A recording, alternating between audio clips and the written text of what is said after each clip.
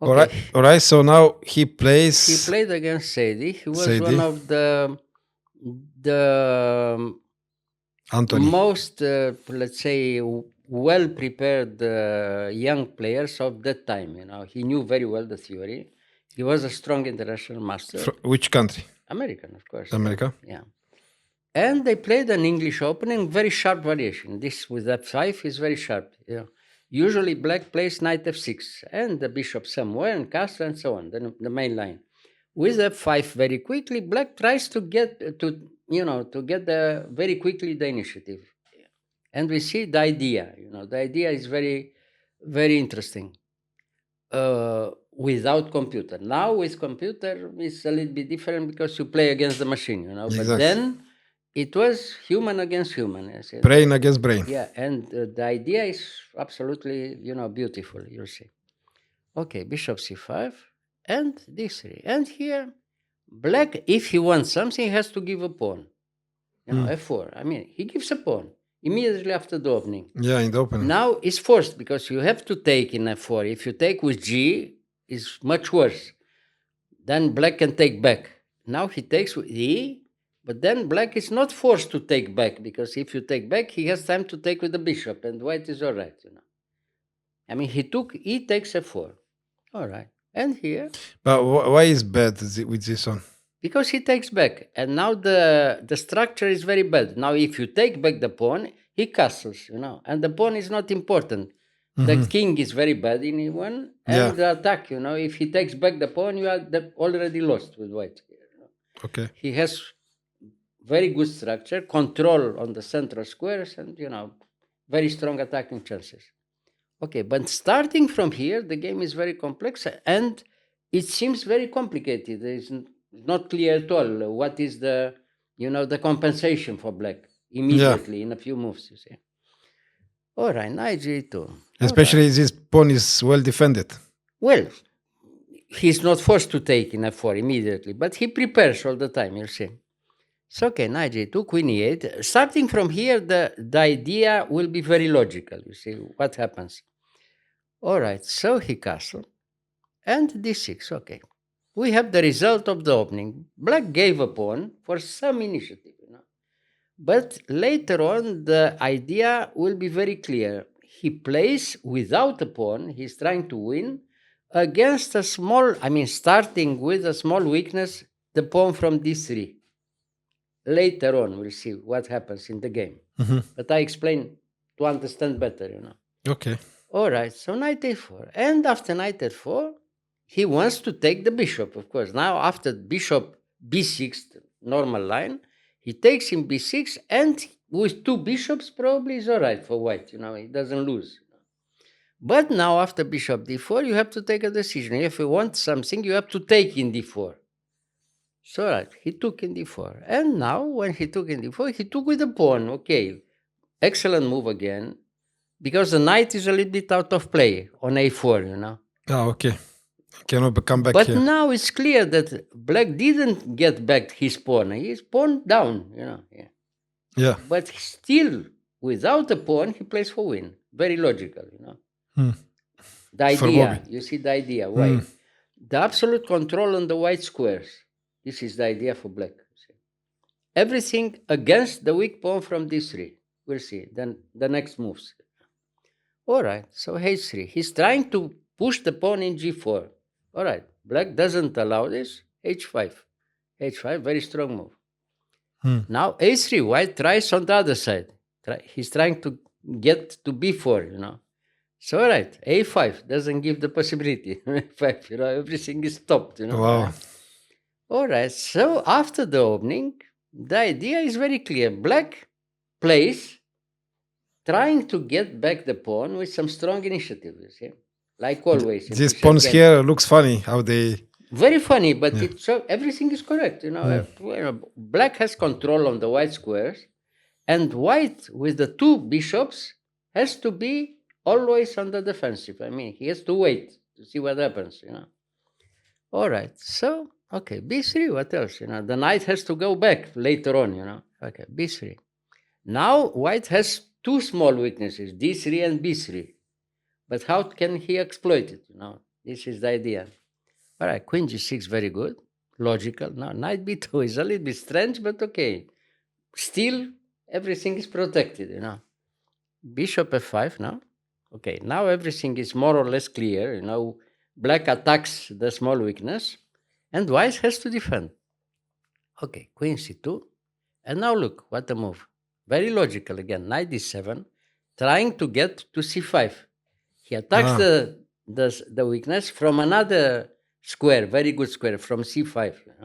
Yes. But everything is forced and very logical, So what to do? Rook e1, of course, the only good move. I guess to come with the bishop here, maybe. Yeah, to protect a little. So, okay, yeah. Knight c5, all right. Bishop f1 again, forced. So, okay. Now look at this.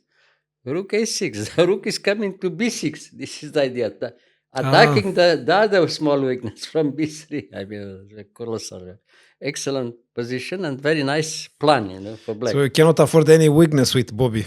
No, it's everything. Look at this. Yeah. Fantastic game, Rook a6. Okay, now, okay. White has to wait, of course. Now, what can you do? I guess he wants to push maybe. He wants, Rook b6. All right. Now you can't push b4. Now the only hope is to take there and take back the piece somehow with b4, So Yeah. yeah. Okay. So now look, he doesn't take there. He took him b3. Now again, you have to be careful because if you lose the pawn from d3, it's finished. So right, what did he play here? Bishop back. All right. So bishop back. All right. So what did he play? Rook there. He attacks the other pawn from a3. So now what did he play? But he cannot take this now. He can't. No, it's too small, the advantage. He doesn't want to give a chance. I mean, he plays without chance at all, I told you. So, okay, rook a8. So here, again, the only good move, it seems. Okay, a4, the only counterplay. All right. And here, rook a6. The other rook trying to come To b6. b6. So, Wow. So, all right. So what else? What did he play? a5, trying to stop the idea, So, okay, there. And here, waiting move, king h7, but almost decisive. Because he forces you to play something with white, to find a good counterplay. But how? Very, very unpleasant position. He's under, big pressure with white. Almost Zugzwang here. Almost Zugzwang. But every piece on board, I mean, you can imagine, and without a pawn. Still black is, a very complicated position. Okay, so he really suffers for the pawn. The next moves are, really very funny. Okay, he has to wait again. So now, what did he play? He played okay. b6. Okay, we're opening the line. You see. So now, what can he do?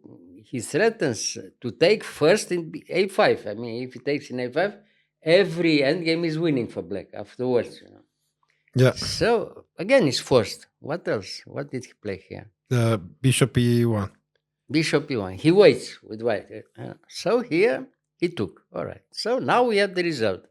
Black has a fantastic position, complete initiative. I mean, he's all over the board. He's better, White under big pressure and time trouble also. And he gave up the pawn back. He gave up But, very sad position. Yeah. Okay, so knight a4. Finally, he plays a little bit, with some pieces. And starting from here again, we start some tactical play again here. Yeah.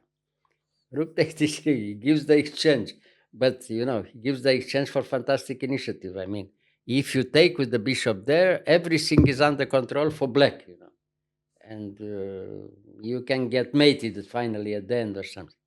Well, okay, he took. No, bishop takes. Look at this, complete control of the white squares. Finally, he takes back the exchange, with black here. Knight b4. Now, if you take him before, you are pinned, after a takes b4. Look at this, the queen on a2, spectator, no moves at all, If he takes him before. I mean, he took, no? Just a second.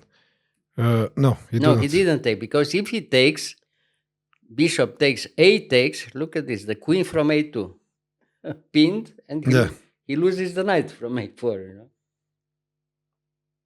Forced, everything forced. Yeah. Yeah. So, of course, he has to wait. He has no time to take. So, but okay, terrible, There, and now knight c2 with tempo. He takes back the exchange, but the way he went it, he he forces, the decision. So now again, the queen is, moves her around the board like this.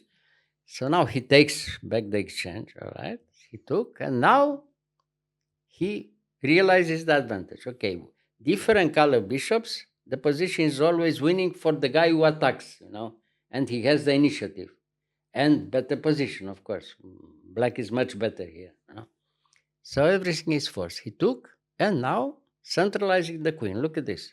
Complete control, the queen, the difference, the queen in e4, fantastic. The queen in b2, very sad.